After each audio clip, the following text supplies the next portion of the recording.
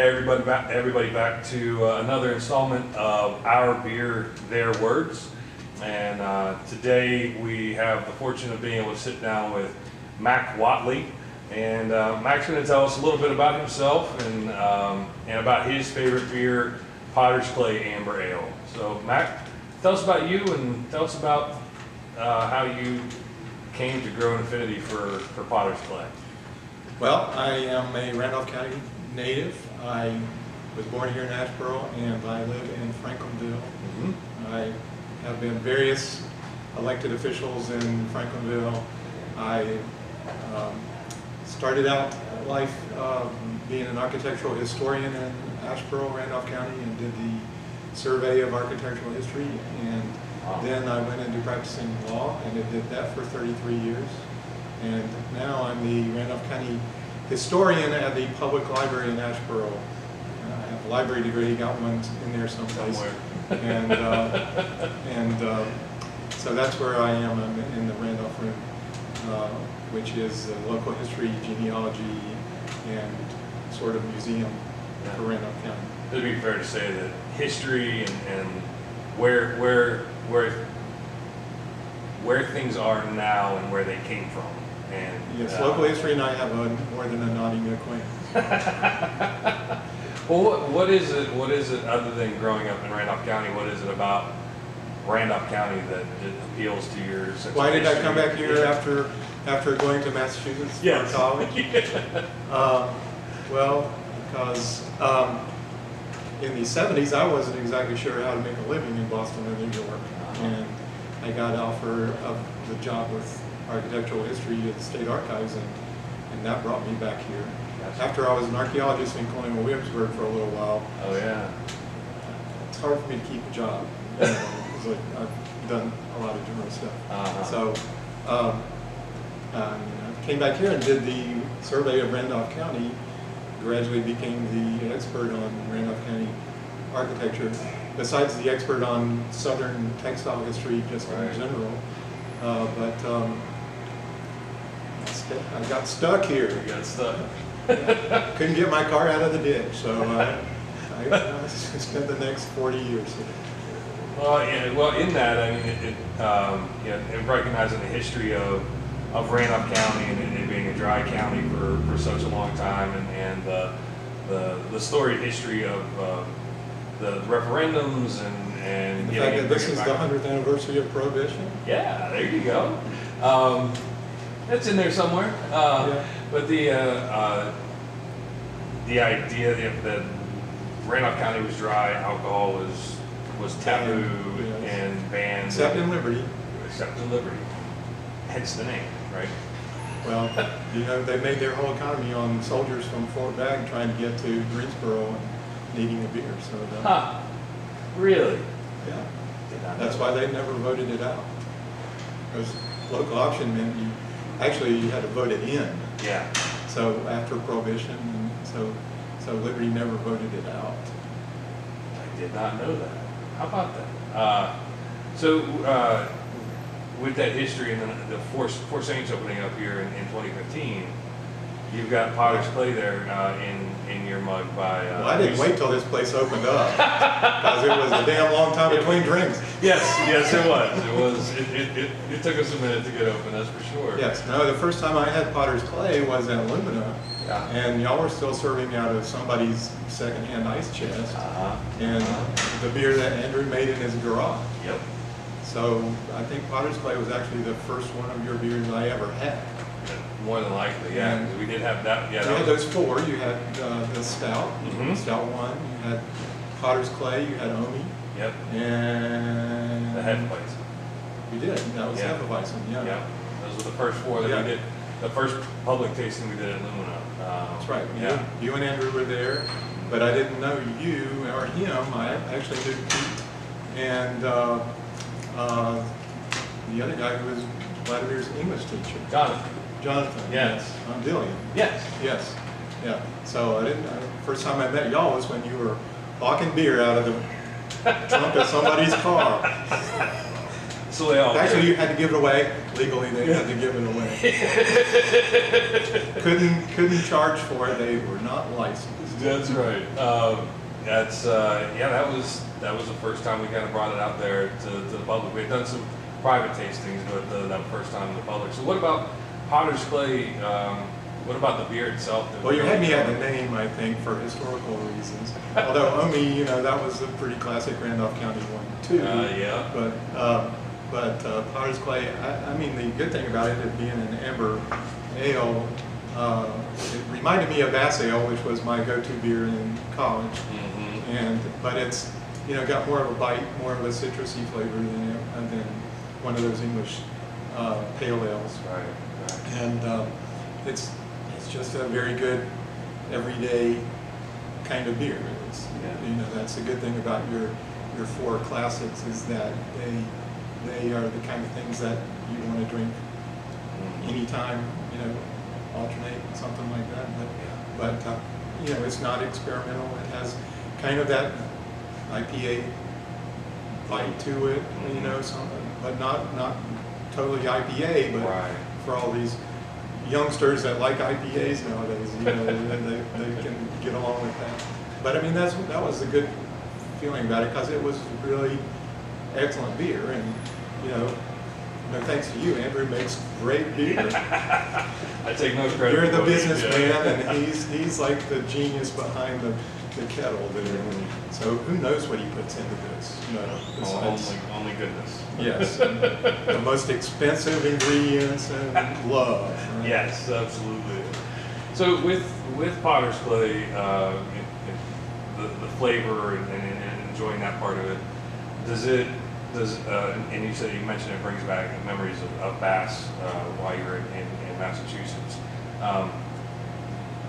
Are there any particular events or moments here in Asheboro where you had a Potter's Clay that still just that every time you had that beer kind of brings you back to, or any? Well, I mean, I've had so many of them that it doesn't really remind me of a special occasion. Special occasions are more like the Irish Red that comes out, as a special occasion, or even Bitter Brothers, which has a season and not an all-around beer. So that's what I mean about it being an all-around beer. I can get one anytime, and if I want to, creep out on a limb and experiment with some like fruity sour beer or something like that, then I can always whip back into the lane and get, a Potter's Clay. That's a good way to put it. Hey, I don't get too far out of my lane, My son's the one that drinks the Bitter Brothers, so that's his beer. But Absolutely. I've tried them all. Yeah. And, Hefeweizen, that was amazing taste too. The first time I tried it, that was the one that said, this is different because the yeast tasted so much like the clove and the banana. I mean, I didn't expect a beer to taste like either one of those tastes, and then Andrew was saying, yeah, that's the yeast, and saying, who knew? It's like, that's why he knew. It's like, that's why he makes the beer and I drink the beer. Oh, that's fair. It is a beer that we created for multiple seasons and events, and so I'm glad it's. And I think that's a good thing about the way you operate this place is that you've got the go-to beers that are almost always available. Yep. Unlike so many other breweries that just change everything all the time, and they don't really have an identifiable taste. Right. Okay. Yeah. We always wanted to have those 4 to 6 beers around as often as possible, just because that's what we started with. Very malt forward and not focused on. And that's how a traditional English pub does. Some of them only have the 3 beers: the mild, the bitter, and the stout. Mm-hmm. And people go there because that's the 3 beers on offer, and that's what they'll drink. And that's not a bad business thing. But I mean, I know you can't do that nowadays because so many people want to experiment. But then you get all these guys who just come in here and want a Bud Light too. So that's why we have them. That's why you have them. Yeah. Was it, is there anything else you want to share with us about just the Potter's Clay? and- Well, sure. I mean, you know, you got pottery back there, right? So you got the local connection, which, you know, I congratulate you about. I think that's been a great thing. And those of us who paid and waited and waited and waited to get our mugs in the mug club, you know, thank you for actually following through on that, because there's a lot of these kind of things that never actually open the doors. Yeah. But Can you know, tell us about your mug? Your potter. Al Pugh is the Yeah. potter, and he's made a lot of others, but this is the only one that's decorated. But this is an earthenware mug, and it's decorated like the Moravians decorated, and he does a lot of that kind of reproduction pottery.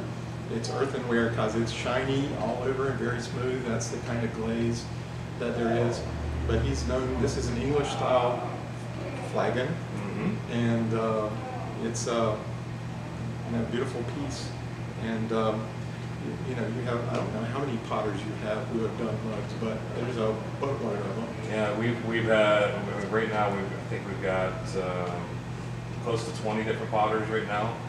And Hal was actually the first potter that we talked to. Chris Julian sent us over to talk with Hal over at New Salem Pottery, and Hal agreed to do 10 mugs for us, and then send us to the next potter, and they sent us to the next potter, and that's how we amassed our collection. And he is also a Randolph County historian, but he's also got a pottery archaeology site in his front yard. Where William Dennis, who was a potter in the 18th century, Quaker potter, made pottery right there, and it was decorated pottery, very similar to that. But you know, my great grandfather was a potter, William Henry Crisco. My mother's grandfather in Seagrove, he made stoneware,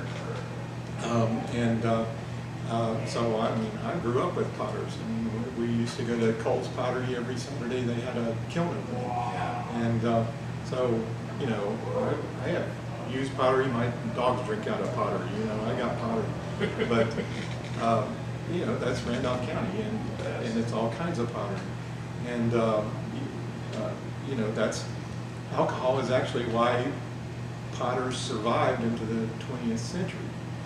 Because pottery was not a business, not like it is now. It was a seasonal thing you did when the crops weren't in. So you made pottery when it was after the harvest and when it was cold, and you fired the kiln when it was cold, and everybody'd stand around and drink liquor.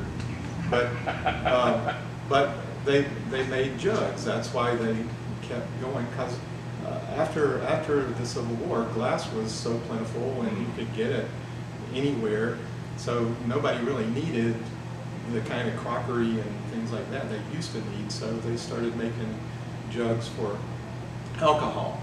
And then just plain old grain alcohol, actually they started using glass jugs because corn liquor didn't need to be seasoned. Well, sugar liquor, excuse me, didn't need to be seasoned. Corn liquor does. So corn liquor is better off in brandy if you season it in pottery than it is. But sugar liquor, you know, where you just dump sugar in it and that's what ferments. Instead of the corn that ferments. Actually, corn liquor and especially brandy is better off if it's stored in pottery or in barrels. Really? Because of, Andrew explained this to me one time. Cavitation. Cavitation, you know, is when the boat propeller spins and makes bubbles in the water. Well, cavitation also happens when there's imperfections in the pottery, especially stoneware. See, this is too smooth to do cavitation, but stoneware, many of your things are stoneware. Yeah, so, those ones, when we pour into those ones, there's a significant head to those beers because of that's right. Yeah. And if you stored corn liquor and brandy in those, it would increase the flavor because air would interact with the taste and stuff like that, which is why in Seagrove it survived, and in Franklinville because apple brandy was the thing in Franklinville, peach brandy was the thing in Seagrove, and everybody down there, you know, bottled their peach brandy in these great big stoneware crocks, and then wagons took it down to eastern North Carolina, Fayetteville, Wilmington, and that kept them alive until the Jugtown Pottery opened. Mm-hmm. And then they started marketing it as art, and they opened a shop in Greenwich Village in New York. And after that, you know, you had Ben Owen, Yeah. the first Ben Owen, and you had everybody making pots as art. And since then, you know, about World War I, it turned into an artistic endeavor, not a business. How about that? Yeah, but maybe y'all need to start selling things in jugs. You know, when we first were looking, when we were first opening and planning it out, you know, growlers, the 64-ounce glass growlers, we actually looked at having pottery growlers as well, and I don't remember exactly why we abandoned that idea. And part of it was cavitation, and then their expense, surely. But it But might you be know, worth ginger beer and all in Yeah. England was always sold in pottery bottles. might be worth looking at again, at least as a specialty item. Yes. Just because with the mugs, I mean, like you said, we've got right now I think we have over 170. No, we have 190 mugs on the wall right now, and we'll be adding some more with our 5th anniversary coming up. But you genuinely have a unique mug here at Four Saints Brewing Company, and we appreciate all that you bring here to us, and just the support and your knowledge. It's always a fun time to sit down and learn about Randolph County and Just so long as you don't fact check me. we have that on video now, so we'll do that. Oh, Mac, thank you very much for taking some time and talking with us and sharing with us why you enjoy Potter's Play Amber Ale, and a little bit of history about alcohol in Randolph County. We really appreciate it. So, Always happy to talk to Joel and drink your beer, especially your free beer.